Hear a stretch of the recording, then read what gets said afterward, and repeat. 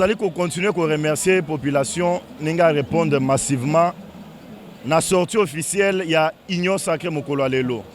Mais dans la foule, il y a volonté du peuple, il faut changement de la constitution. Tout le monde a 5 ans, tout le monde a 7 ans. Parce que Fachi a la qui que le peuple a l'ingé. Donc en 2023, match est zaté. 2023, c'est Fachi ou rien. Et après 2023, il faut changement de la constitution et Salema. Merci beaucoup vraiment.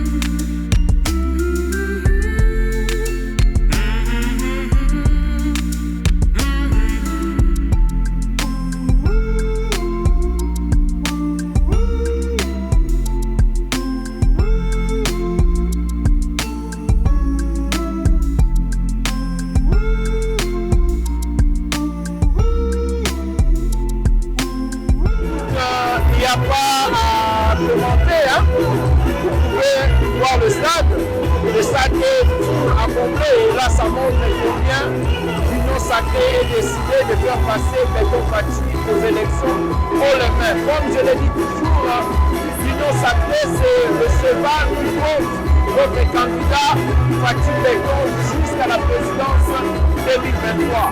Et là, il n'y a pas à commenter quoi. Vous pouvez bien le voir et rendez-vous 2023 pour faire passer Fachi Béton. Merci.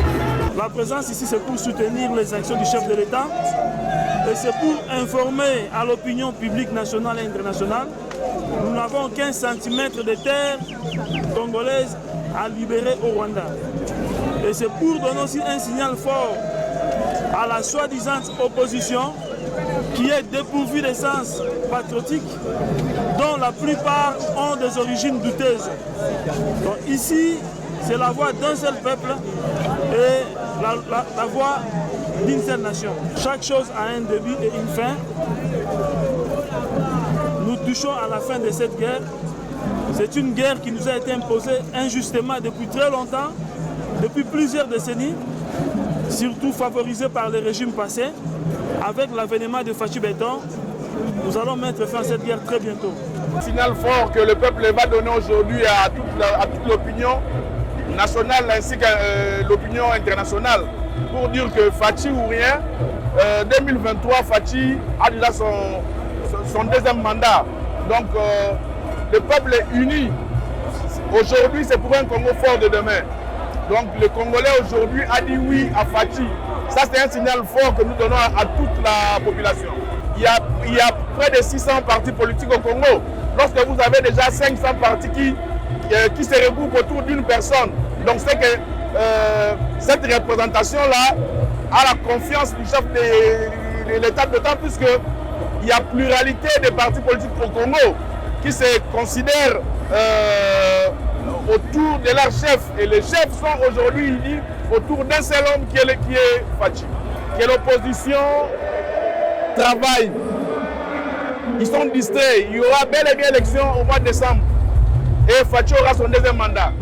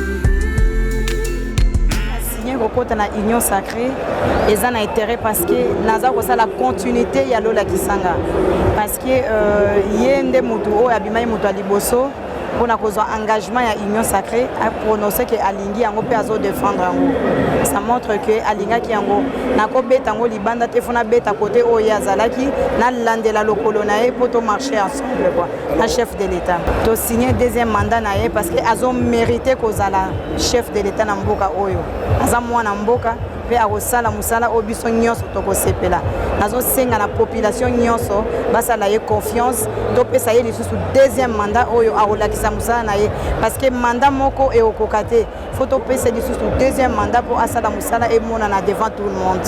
eloko emotive biso tokota na union sacrée c'est-à-dire totali idéal oyo mokonzi aza kovéhicule na motivation na détermination na ye oyo azali nango oyo ko rétrocéder dignité à ba congolais na maboko na bango parce que congolais à un certain niveau a perdu qui moi dignité na ye mais kotala ye bitumana ya makasi azosala eza facilité bien sûr ameka kozongisela congolais d'abord dignité na ye congolais se fait respecter baninga bapaya batosa mpe na bacongolais so amoni congolais apese moi respect dignité wana d'abord chez nos frères africains que les congolais reprennent valeur d'antan oyo azaka nango à l'époque quand on parlait d'un congolais d'un zaïrois ça faisait une fierté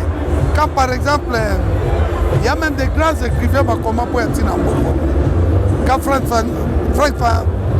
France Fanon disait Congo Zaïre eza Afrique yana forme ya revolver gâchette yana Zaïre il transmettait tout un message que le développement de l'Afrique viendrait ipso facto de Namboka na biso. Mais biso faut avoir conscience que aujourd'hui Nzamba sali de sorte que tozui mokonzi oyo aza quand même pour se soucier na peuple. Ce n'est pas facile. La situation Congo est ma facilité mais il se donne il y a une seconde chance. De travailler en union pour toute la population. Notre pays passe des moments difficiles. Nous devons nous mettre ensemble, quelles que soient nos divergences. Une multiplicité de partis politiques. Être ensemble. Ensemble pour braver les difficultés que nous avons aujourd'hui. Notre pays, RDC, est victime des agressions de toutes sortes, de convoitises de toutes sortes. Tout ce que nous avons reçu de lui,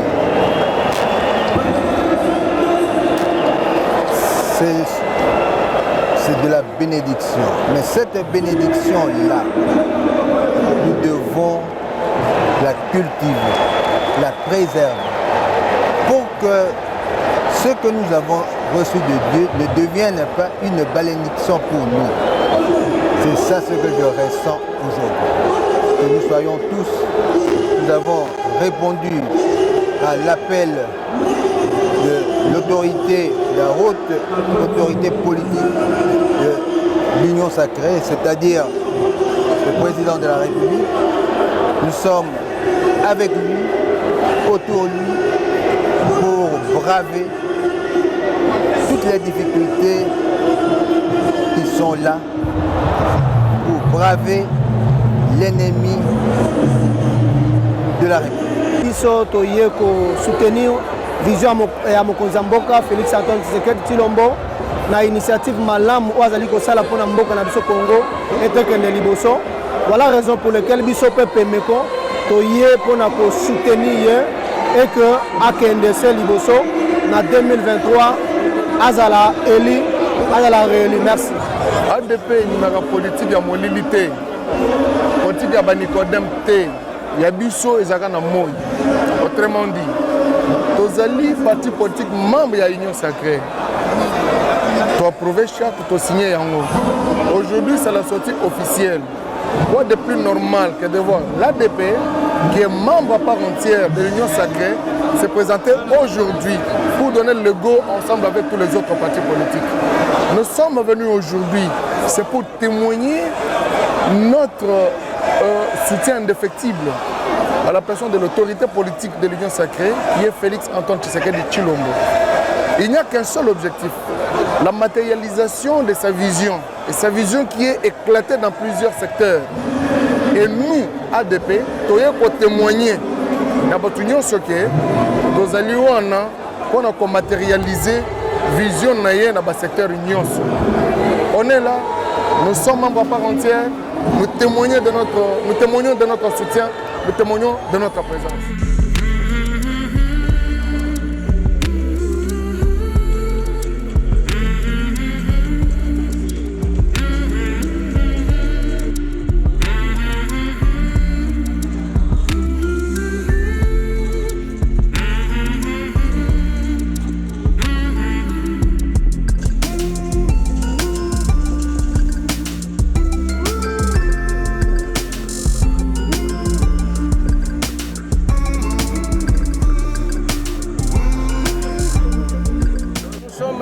FNSD, le Front des nationalistes pour la solidarité et le développement, parti initié par son autorité morale, M. Dieudonné Fikiri Alimassi, qui est apolitique pour le moment. Hein. Alors, votre question tombe à point nommé, mais malheureusement, il y a eu une petite méprise. Nous ne venons pas de rejoindre l'Union sacrée. Nous sommes Union sacrée depuis le début. Nous avons compris la vision du chef de l'État dès le départ. Et on a pris le train avec lui dès le départ. Et pour nous, ce que nous vivons aujourd'hui, c'est simplement la consécration. Une consécration de la démarche qu'il a initiée pour le pays, pour sauver le pays. Quelle est cette démarche? Lorsqu'il a accédé à la magistrature suprême, il a remis le pays, il a proposé 3 pistes. Il a remis le pays entre les mains de Dieu, ici au stade des martyrs, vous vous rappelez. Ensuite, il a promis de déboulonner l'ancien système. Ensuite, il a dit qu'il va amener le pays vers le développement. Et il a commencé à se faire ce travail 4 ans durant. Aujourd'hui, nous avons la preuve. Sur le plan spirituel, ayant remis le pays entre les mains de Dieu, les Bangouna, comme on dit, ont essayé toutes les tentatives possibles pour le déstabiliser.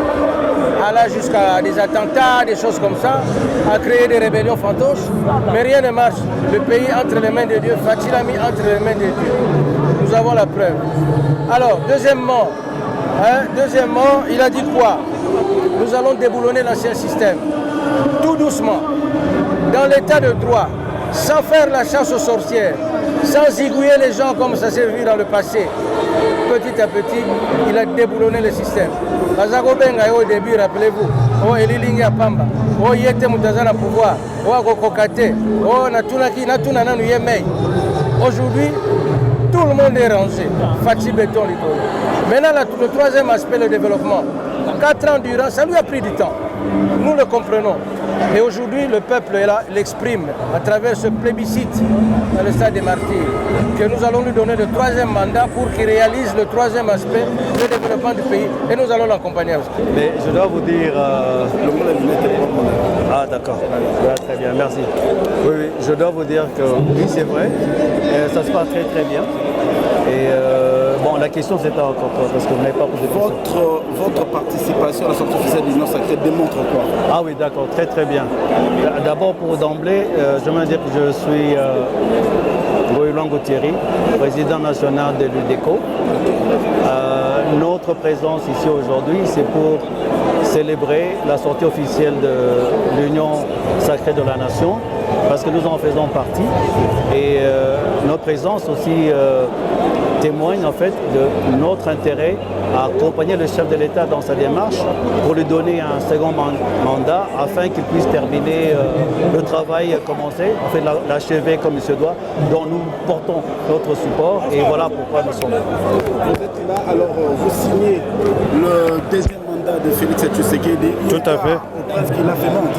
Tout à fait, c'est ça. C'est un travail acharné, plein de défis. Vous savez, nous avons la guerre à l'Est, sans pour même oublier, j'aimerais même porter chapeau et porter un hommage à nos frères et sœurs en uniforme à l'Est du pays, qui eux ont sacrifié, disons, pris l'engagement de nous défendre au risque et péril de leur vie. Et il y a autant de défis partout dans différents domaines. Mais jusque-là, nous pensons que la démarche du président est sur la bonne voie. Nous voulons l'accompagner justement pour terminer cette démarche.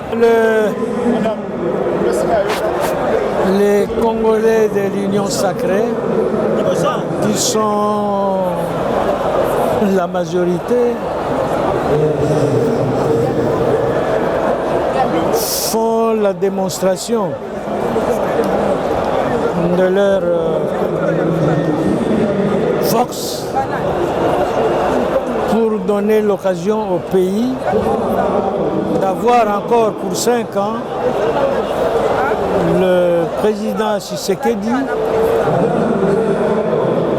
qui, comme vous le savez, est en train de lutter contre des forces obscures qui sont décidées à balkaniser notre pays.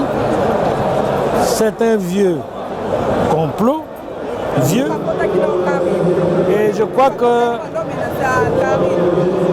2023 a donné la preuve. Comme le Saint-Père l'a dit au mois de février,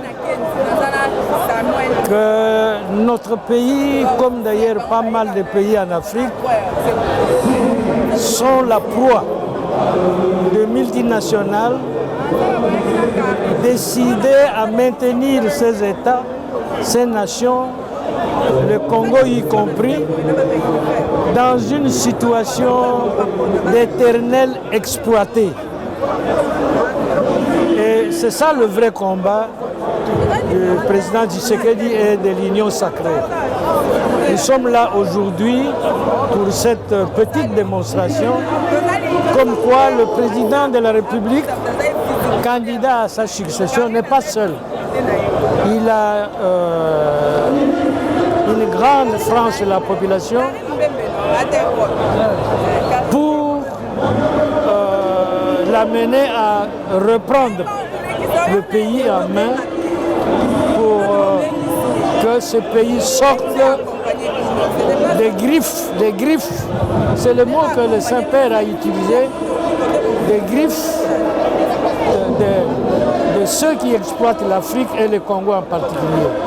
Moi, je suis content de me trouver là et de voir qu'il y a beaucoup de couleurs qui symbolisent l'espoir, qui symbolisent l'unité de demain pour le bien-être de notre pays. Oh, bien sûr, ça ne sera pas sans mal. Ça ne sera pas sans mal. Mais voilà.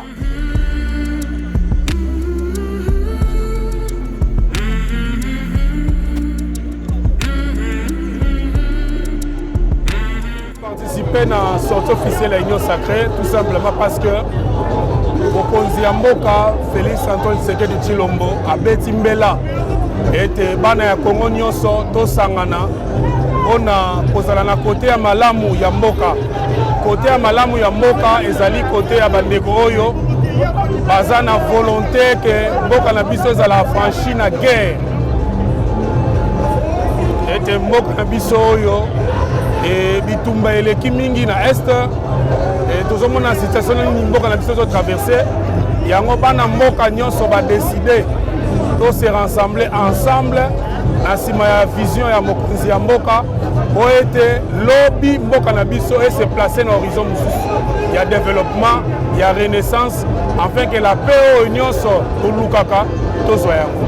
eloko nini parti politique na bino eki koapporte na union sacrée pour l'émergence ya Congo?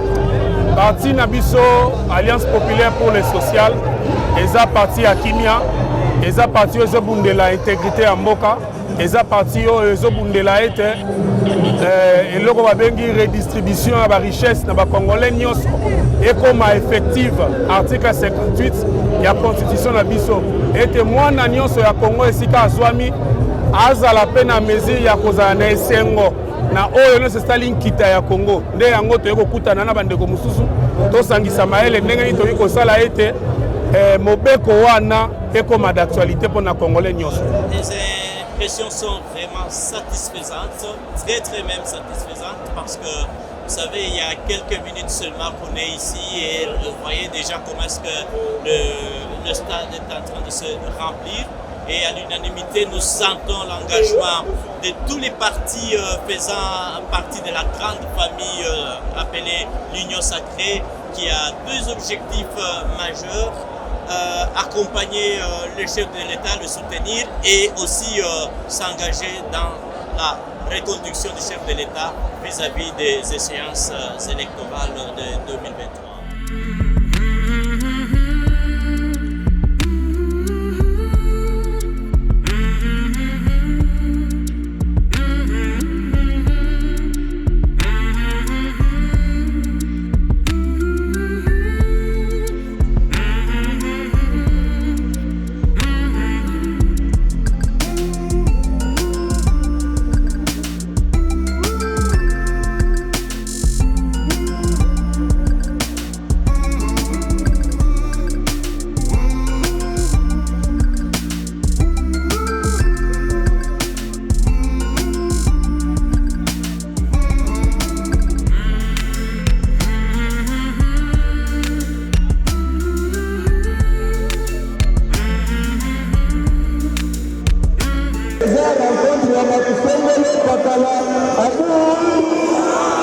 bino nyonso ndenge bolingi papa mokonzi ya ekolo belinga mpe union sacré totali tosali etape ya liboso ya koya korépondre age ya mibale eza tose prépare mpona maponomi topesa ye sede manda na majorité toyetani makasi bombetela maboko makasi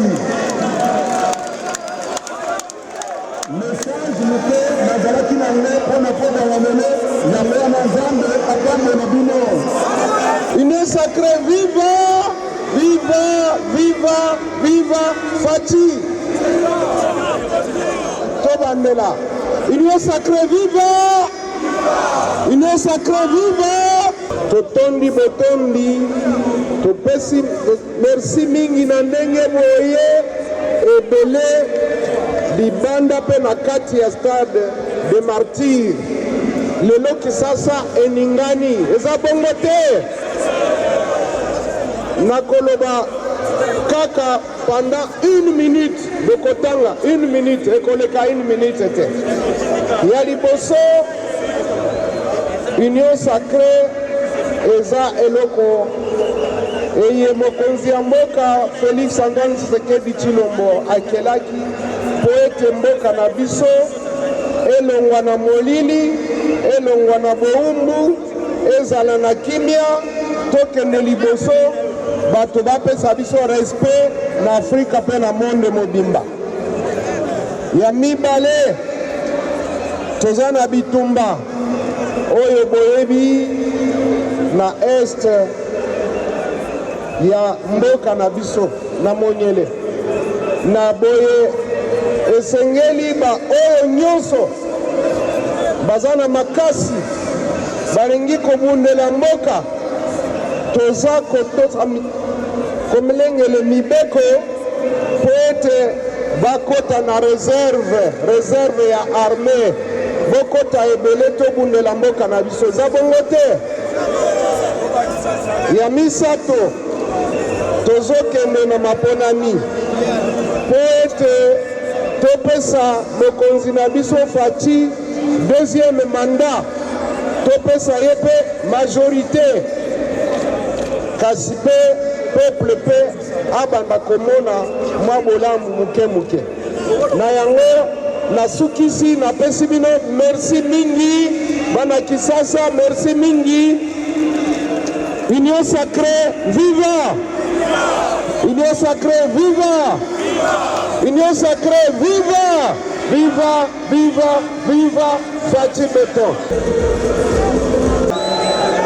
maboko makasi mpona président na biso maboko makasi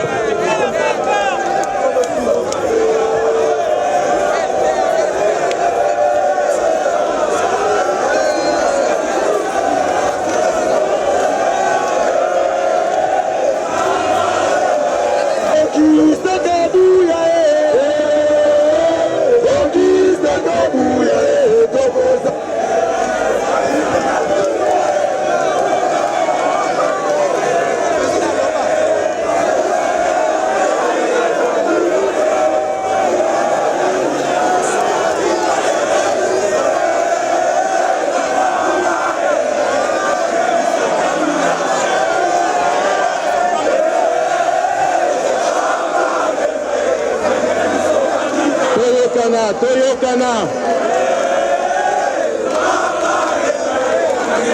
batata bamama bandeko ya Kinshasa mbote na bino nazoyoka bino te mbote na bino mbote lisusu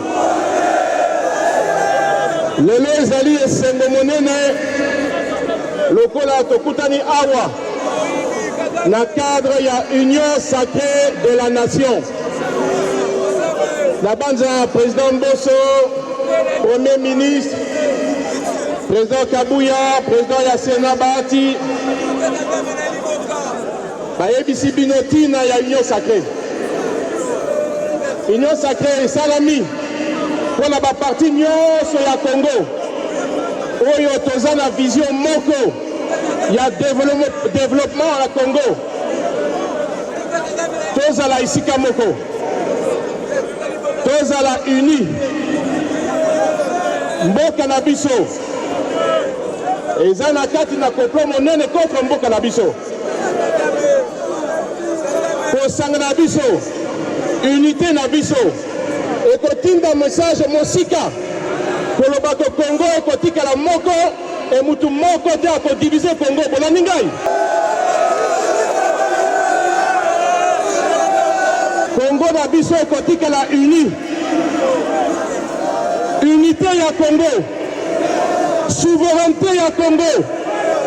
Intégrité territoriale ya Congo. Ezali non négociable. Moto moko akolongola biso biloko misato wana te. Nalobi soki tosangani te, soki tozali bomoko te, de monguna oyo akozwa facilité pour la kokota la biso. Lelo naza koyebisa bino tozali na mutu moko oyo nayebi ye makanisi na ye ezali banda tongo tina butu likolo ya Congo. Makanisi na ye banda tongo tina butu ezali mpona bolamu ya bapopulation ya Congo. Yango nalobi tokozala nsima na ye bitumba oyo ezali mpona totikala bomoko. Kombo na ye nani? Kombo na ye nani? Yango nalingaki nayoka ezali Faci Beton. Azali na makanisi mpona Congo. Tokotelema biso nyonso nsima na ye mpona tokende liboso. Nazoloba mpona bakongole nyonso ezala ya nord, ya sud, ya est, ya ouest, ezala mpe ya opposition na heure oyo tokabwana te, tozala bomoko, totinda liboso enemi na biso wanda ye kotumbola biso libanda. Tozala bomoko, dès après tokotala ba problème na biso kati na biso. Mais pour le moment tozala bomoko. Bolandi ngai. Namoni mwa ezali makasi. Na mikolo ekozali koya. Na mapondami ozali koya. Tozala ba vérité mingi ya koloba. Toto koyeba esika banguna ya Congo esika bazali. Eza na ora koloba te. Mais naza koyebisa bino naza na mingi ya koloba mais nabombi yango mpo na ntango ya mapondani boyoki botikala malamu za babatela bino.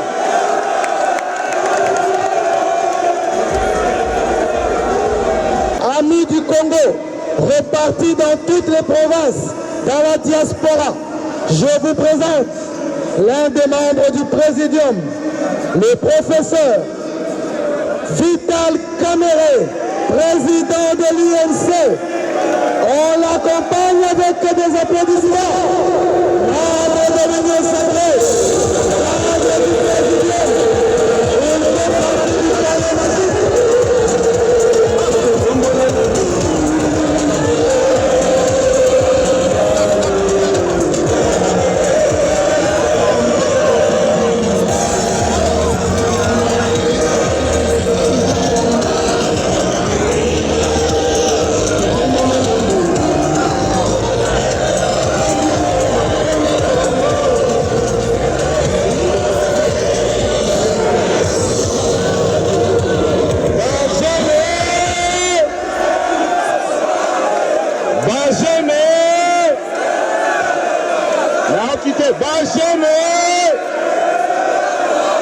tozala bitumba makasi na kati ya mboka ifo ekita toyebi yango toyela bitumba mbetela bana Kisasa bamama batata bajeune na ngai na makasi nayebi ya solo ke dollar eza komata nayebi yango bien il faut tokitisa yango boye te mais sikoyo so boyi naloba na répondre bino sikoyo boyoka nde tokosala boyebi ke mboka na biso eza na bitumba ebele bitumba ya liboso oyo kongole nyonso abosani te ezali ndenge Rwanda ekotelaki biso mpe bakongole nyonso lokola moto moko balobi ata 1 cm² te ya mboka ekokende lokuta yango wana nano nalingi tobetela bakongole nyonso maboko mpe bapopulation ya Kivu oyo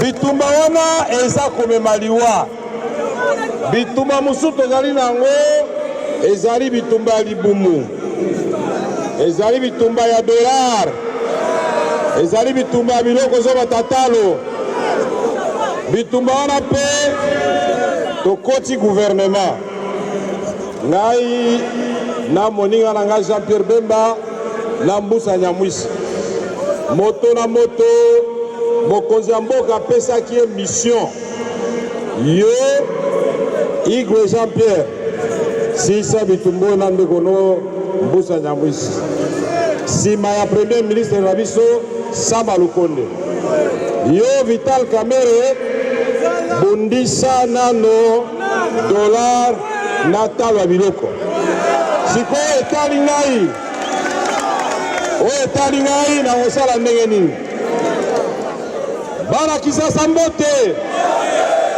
bomba bomba nasopa na pasola epa na nga sekre ezalaka te boyebi yango te oyebi ke mboka oyo Kongo eya mboka monene koma mboka lokola Kongo tozali na Inga tozali na Lubiansi tozali na Chopo tozali na Chwapa tozali na barivière nyonso boyebi balak Mwero balak Kivu balak Albert balak Edouard nyonso tu me na ndako na biso mai ezali te est-ce que c'est normal tozali na mabele lisango ekwei eboti mbala moko boye te yango président Félix Tshisekedi Chilombo abi veka salatu yo na moninga na yo ya agriculture José Panda na baninga no misusu bosala bana mboka bayeba ke pona kobundisa dollar il faut biso gouvernement topesa bafacilité tolona mabele na biso eza kobimisa biloko est-ce que nakosi est-ce que lelo yeso tosali brigade agricole ya bajeune mutu na mutu azwi mwa $200 na ye asali mwa eloko na ye ata ndembi ekobimisa bénéfice à $400 est-ce que ekokita te me bato nyonso balingi basala kaka politike boye te alo tolobi tozoyokana yango toloba nga nalobaka lokuta te sikala sisa nasopa INC viva bino nde fali kozala discipline siko bino nde bozoyeba ntango naza koloba na kosenga na bino boyoka boye te parce que oyo naza koloba awa eza lokuta te kosalema mboka mobimba eza na bitumba mibale bitumba ya kimia ezonga bitumba ya lipa ezonga na kati ya libungu ete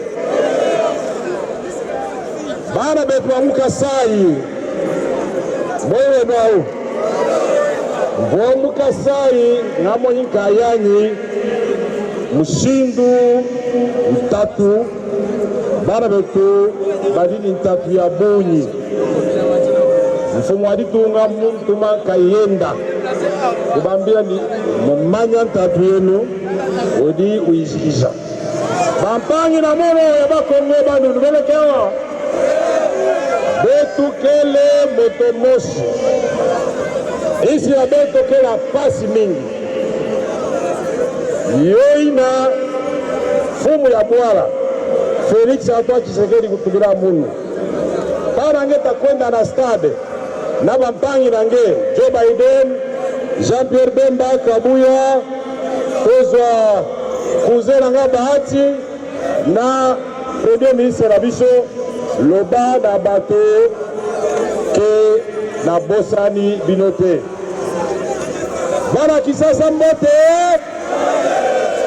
bana Kisasa tosali union sacrée po toza liboke tombungisa banguna kobungisa banguna o bakoteli biso bauti na Rwanda bauti na Uganda il faut bazonga bote tosali union sacrée pe lisusu pona kokamba mboka malamo eza bote tosali union sacrée lisusu pona komi batela pona maponomi to gagner la présidentielle to gagner la législative nationale provinciale na locale mabeto malamo nakanisi stade oyo mutu nyonso amonaki ndenge etondaki moi mpe eleki makasi tobandi banda 11h ti sikoyo namoni bobandi kolemba tokopesa bino merci mingi ndenge stade sanzaki bato lelo eske nakosi bao bamonaki stade ndenge sanzaki maboko likolo tomona maboko likolo kuna maboko likolo merci na bino nyonso biso tu nsima ya faci nsima ya nani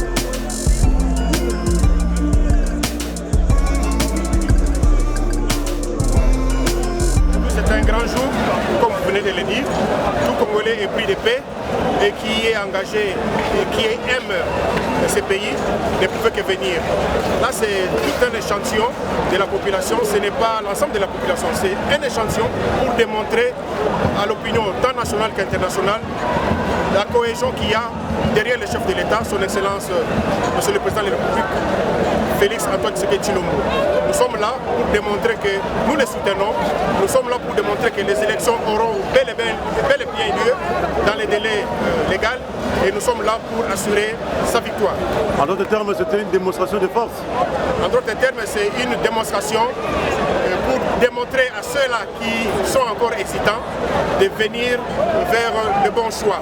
Nous sommes du bon côté, du côté du gagnant et Félix Antoine Tshisekedi, c'est notre champion.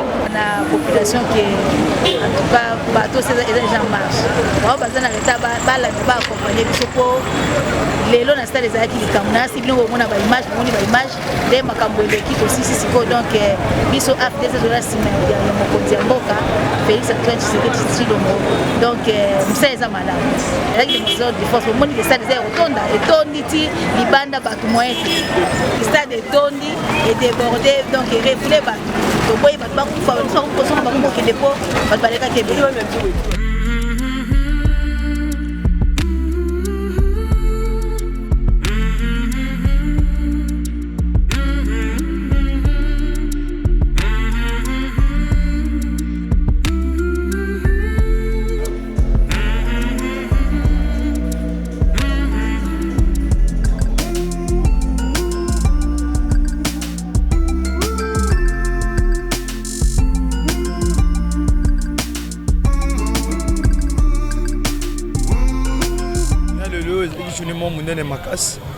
Parce que c'est une journée de force.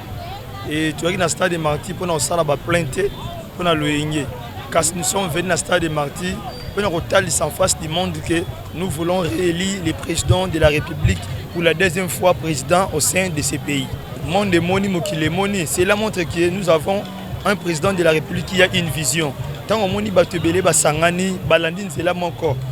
Balobito sala makambo autrement. Raison pour laquelle au moni tous les partis politiques 75% il y a un parti politique de la RDC et Yebo Sangana Bisso pour Mokonzamboka a une vision pour ces pays, raison pour laquelle nous sommes nombreux. Pour lancer le lot, sortie officielle, il y a une union sacrée, le sentiment est de joie parce que tout le monde qui était tout le monde a plein tout le monde les lots. Donc ils ont rassuré Bisso que déjà le président de la République n'a pas fort union sacrée à pour ça deuxième mandat n'a une facilité. Puis n'a que le peuple congolais to soutenir le président de la République. Biso pe na CRIC, cercle des réformateurs intègres du Congo, tout ça le président de la République parce que tout ça comme on a vision à la longue et un développement makasi ya mboka na biso. Donc yango wana to sepeli na événement oyo to moni biso nyoso na kati ya kotonda libanda pe ya kotonda.